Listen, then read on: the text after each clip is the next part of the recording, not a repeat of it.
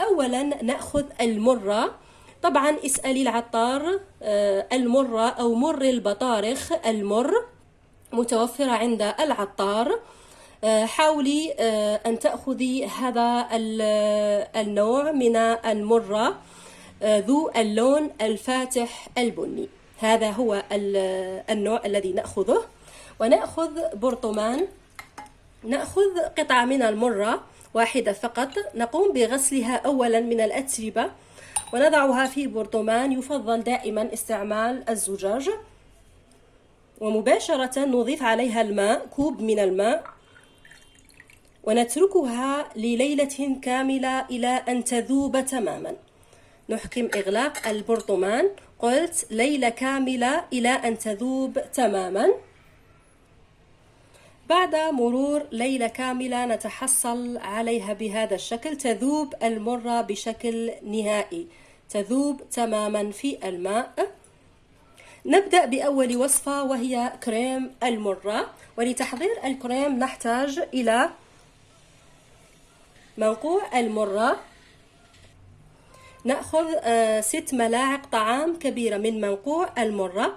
إذا كانت بها شوائب يمكن تصفيتها. قلت 6 ملاعق طعام كبيرة.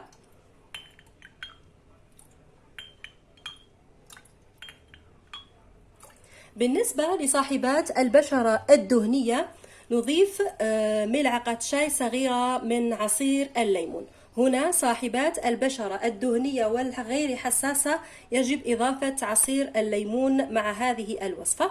ثم نضيف 2 ملاعق صغيرة من نشا الذرة. بديل نشا الذرة هنا أي كورن فلاور مايزنا.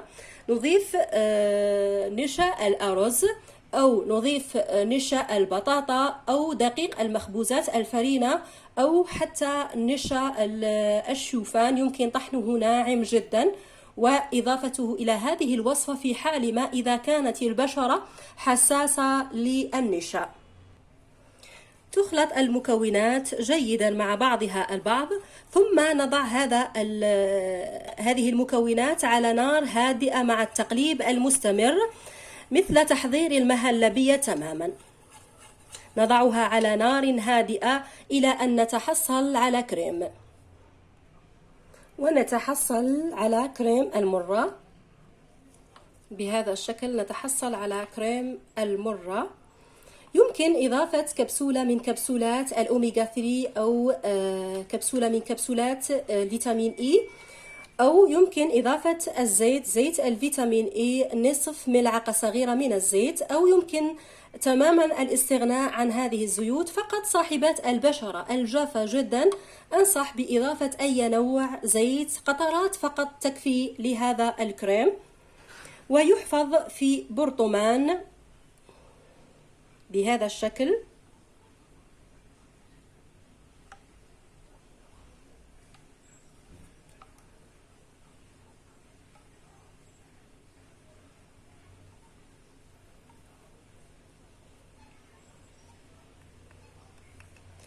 وطريقة الاستخدام هي أن نقوم بتنظيف البشرة جيدا بالغسول المناسب. سأقدم بهذا الفيديو غسول المرة يمكن استعماله، أو فقط بأي نوع غسول متوفر عندك. ونجفف البشرة جيدا، ثم نوزع هذا الكريم على كامل بشرة الوجه. قلت على حول العيون، على منطقة الهالات، الرقبة لا ننساها، يمكن استعماله على اليدين. نتركه إلى أن يجف تماما. بعدما يجف نقوم بشطفه بالماء البارد، ثم بعدها نستعمل التونر. هنا بهذا الفيديو سأقدم التونر. هذا الكريم يمكن استعماله بشكل يومي إذا كانت التجاعيد واضحة جدا. ولظهور النتائج بالنسبة إذا كنت لديك مناسبة يمكن استعماله صباحا ومساء، لا مانع في ذلك، أو يمكن حتى المبيت به إلى الصباح. يمكن استعماله للحوامل والمرضعات وكل البنات ممن لديهم مشاكل سبق وذكرتها أول الفيديو، يمكن استعماله بكل أمان. صلاحيته في الثلاجة مدة أسبوع كامل إذا كان بدون فيتامين إي.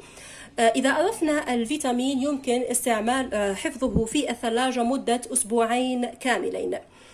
نقوم بعمل غسول المرة. نأخذ أي نوع صابون مناسب تستخدمينه يناسب نوع بشرتك، ونضعه في أي قارورة زجاجية لصنع الغسول. هنا لدينا ملعقة طعام كبيرة من الصابون،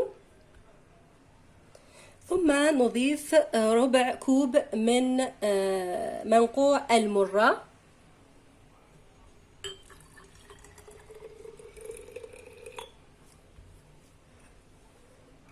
ونرج جيدا للحصول على غسول إلى أن يذوب الصابون نهائيا. إذا كانت بشرتك دهنية في هذه الحالة أنصح بإضافة ملعقة طعام كبيرة من مطحون السدر. بودرة السدر لهذا الغسول ممتاز لصاحبات البشرة الدهنية ومن تعاني من حب الشباب وآثار حب الشباب.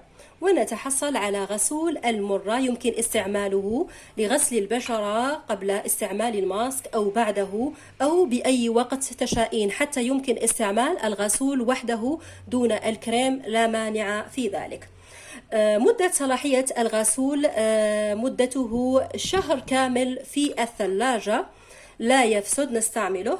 والوصفة الأخيرة هي قلت التونر. لعمل التونر نحتاج لقارورة يفضل أن تكون داكنة اللون،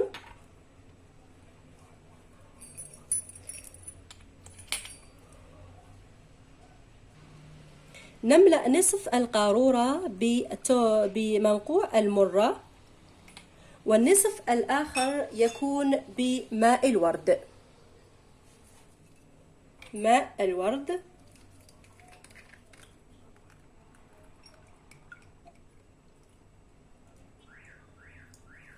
يمكن إضافة ملعقة طعام كبيرة من جل الألوفيرا لهذا التونر لزيادة فعاليته وفائدته.